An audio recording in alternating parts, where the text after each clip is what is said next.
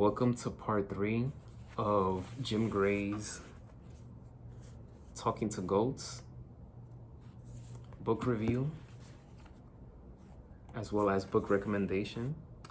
And I'm gonna read you guys an important part of Jim Gray's life that has to do with his family. And this is towards the end of the book, so here's what I'm gonna be reading to you guys.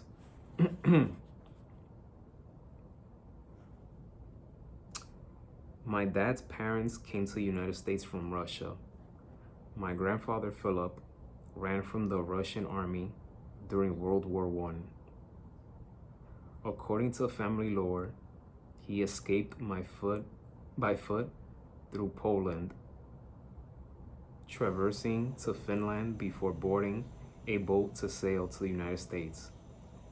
Philip had risked his life to find his father Morris, who abandoned the family when he was young and settled in this faraway place called Denver. When Philip found his dad, Morris still wanted no part of him. But my grandfather elected to stay in Colorado and marry Mary Neiman, who had immigrated with her parents from a town on the border of Russia and Poland. He began a traveling salesman and hoped to make enough money to bring his mother to the United States. But she didn't decide to come until it was too late to make it out of her country. She was killed in a gas chamber by the Nazis in a concentration camp. I grew up in Denver as the youngest of 3 boys.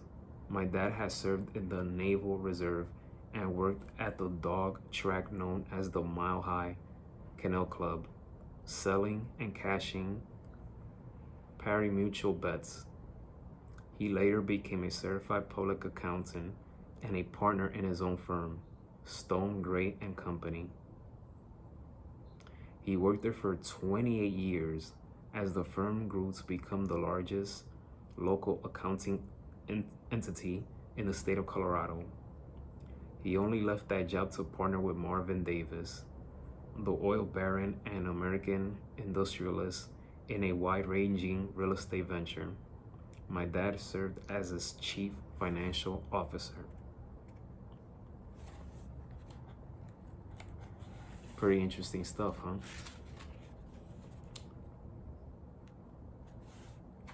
My father was the most disciplined man I ever met. I have never seen anything like it in my life. The way he conducted himself at work and at home. He kept secrets like world peace dependent on his confidentiality.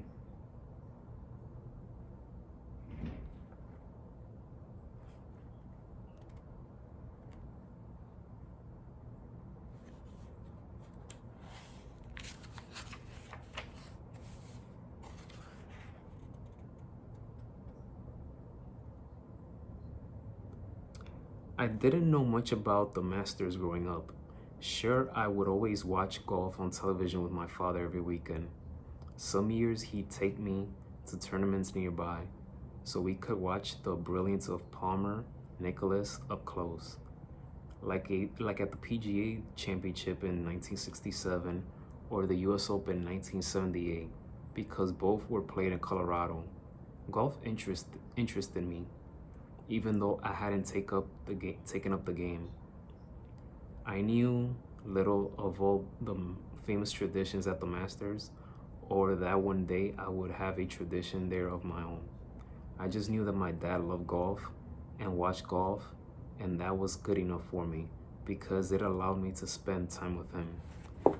That part, I love that part because golf is a sport that I started playing for fun 3 years ago, 2021.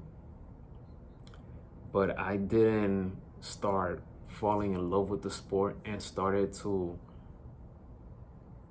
watch it consistently until the summer of 2023, so last year. And I love golf. I never thought I would say that, but I love golf. It's one of the sports, just like softball, that I see myself playing longevity for many years. But again, I have a high interest in learning to play golf and just continue to learn more about the sport. So reading that part, I can definitely relate to Jim Gray in that aspect. My dad, of course, he doesn't know anything about golf. He never played golf or anything like that, so I can't resonate with that. But I can resonate with Jim Gray and where it all started for him in terms of diving into golf. So that concludes the 3-part video of Jim Gray's Talking to Goats. Definitely recommend this book for those of you who are big sports fans, big golf fans, sports journalists in general. I highly recommend this book.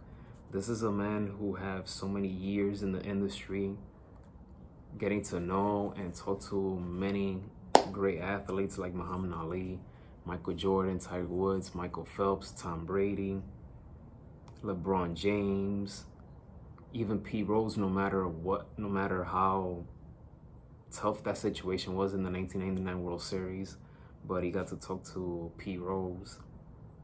Just so many names that he got to speak with, and not too many sports journalists can say the same thing. So Talking to Goats, The Moments You Remember, highly recommended. I give this book a 4.7 out of 5 stars.